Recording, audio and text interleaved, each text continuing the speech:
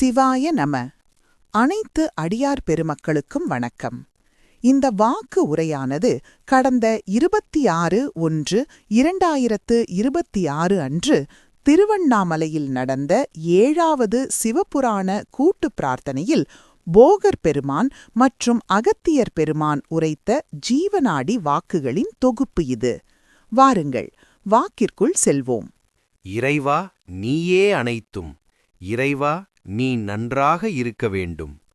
அன்னை ஸ்ரீ லோபாமுத்ரா உடனுரை தந்தை அகத்திய மாமுனிவர் திருவடிகளைப் பணிந்து, ஈரேழு உலகத்தையும் காத்து அருளக்கூடிய அன்னை ஸ்ரீ உண்ணாமலை அம்மை உடனுரை தந்தை அண்ணாமலையார் பொற்கமலத்தைப் பணிந்து பதிவினை வெளியிடுகின்றோம். ரொம்ப அற்புதமான ஒரு தொடக்கம். இந்த ஆழமான அலசலுக்கு உங்களை அன்புடன் வரவேற்கிறோம். ஆமாம், உங்களையும் வரவேற்கிறோம். மகா சித்தர்களோட இந்த உன்னத உபதேசத்தை கேட்கிற நீங்க உண்மையிலேயே மிகவும் பாக்கியசாலிகள். நீங்க ரொம்ப மேன்மையான ஆத்மாக்கள். கண்டிப்பா. இந்த ஆழமான அலசலை நீங்க முழுமையா கேட்பதால உங்க வாழ்வில் பல நல்ல விஷயங்கள் நடக்கும். அது மட்டும் இல்லாம தலைமைத்துவம் மற்றும் ஆன்மீக பக்குவம் குறித்த ஒரு தெளிவு உங்களுக்கு பிறக்கும். அதாவது, இப்போ ஒரு பொறுப்புக்கு நம்ம யாரையாவது தேர்ந்தெடுக்கணும்னா ஒரு நல்லவரை தானே நம்ம பொதுவா தேடுவோம், சரியா? ஆமா, அதுதானே நம்ம உலக வழக்கம். ஆனா மகா சித்தர்களின் பார்வை இதுல முற்றிலும் வேறுபடுது. அட, அது எப்படி? கொஞ்சம் விளக்கமா சொல்ல முடியுமா? என்னன்னா, மகா சித்தரான ஸ்ரீ போகர் பெருமானின் பார்வையில இறைநிலை ஒருவருக்கு ஆட்சி அதிகாரத்தை வழங்குவது அவரோட நல்ல குணத்தை பார்த்து இல்ல. ஓ, அப்போ வேற எதை பார்த்து அந்த அதிகாரத்தை தராங்க? அது அவருடைய திறமை மற்றும் பக்குவம் அடிப்படையில தான்.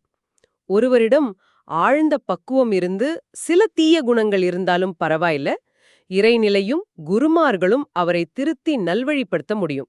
இது ரொம்ப ஆழமான விஷயமா இருக்கே. அப்போ பக்குவம் இறைவன் கொடுக்கும் வரம் அப்படின்னு நம்ம உறுதியா சொல்லலாம், இல்லையா?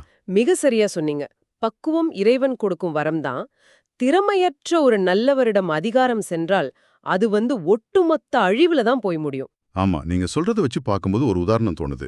ஒரு விமான ஓட்ட தெரியாத ஒரு ரொம்ப நல்லவரை நம்ம தேர்ந்தெடுக்க மாட்டோம். கண்டிப்பா மாட்டோம். கொஞ்சம் கோபக்காரா இருந்தாலும் பரவாயில்ல, புயல்லையும் விமானத்தை பத்திரமா தரையிறக்க தெரிஞ்ச அந்த திறமையும் பக்குவமும் உள்ள ஒருத்தரை தானே தேடுவோம். ஆமா, பக்குவம் தான் முதன்மையானது. குணங்களை மாத்திடலாம், ஆனா திறமையின்மை அனைத்தையும் அழிச்சிடும். சரி, இப்போ பக்குவம் மட்டுமே முதன்மையானதுன்னா நன்மையையும் தீமையும் இறைவன் எப்படி பார்க்கறாரு? கெட்டவனை படைத்தவன் இறைவனா, இறைவன் கெட்டவனா அப்படிங்கிற ஒரு கேள்வி இங்க வருது. இது ரொம்ப சுவாரஸ்யமான கேள்வி. உலகத்துல உள்ள அனைத்தையும் படைத்தது அந்த பரம்பொருளே தான். ஒரு மனிதன் நல்லவனாகவும் தீயவனாகவும் மாறுவது அவன் வாழும் சூழ்நிலைகளால தான் நடக்குது. ஓ, அப்ப இறைவனின் அந்த மகத்தான பார்வையில அனைவரும் சமம்தானா? ஆமா, முற்றிலும் சமமே. யாரையும் மேலோட்டமா பார்த்து தீர்ப்பெழுதும் இந்த மூட நம்பிக்கைகள்ல இருந்து மனிதன் விடுபடணும். அப்போ சூழ்நிலைகள் தான் மனிதனை மாற்றுது அப்படின்னா, ஒரு தவறான சமூகத்துல ஒரு தனி மனிதன் எப்படி செயல்படணும்? இது ஒரு மிகப்பெரிய சவால் தான். அதாவது, அடுத்தவன் பொய் பேசுறான், நானும் பேசுவேன். அடுத்தவன் திருடுறான், நானும் திருடுவேன் அப்படின்னு நம்ம நினைக்க கூடாது. ஆமா, அதுதானே மனித இயல்பு. அதை மாத்துறது ரொம்ப கஷ்டமாச்சே.